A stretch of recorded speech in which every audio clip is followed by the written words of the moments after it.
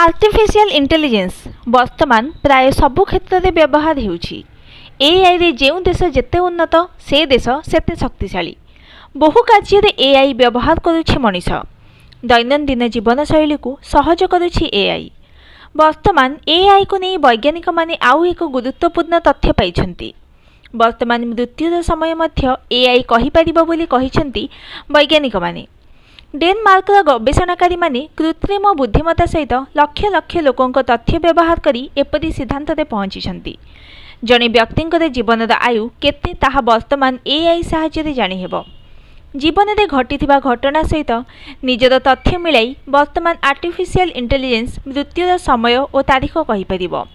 Life to wake हेउछि एपरी एक software जहाँ भविष्य जानिबारे साहाय्य करिबो। दिए जाइथिबा तथ्य सहित मेल करी एहा भविष्य गणना करि परिबो। एही एआई स्वास्थ्य सहित विभिन्न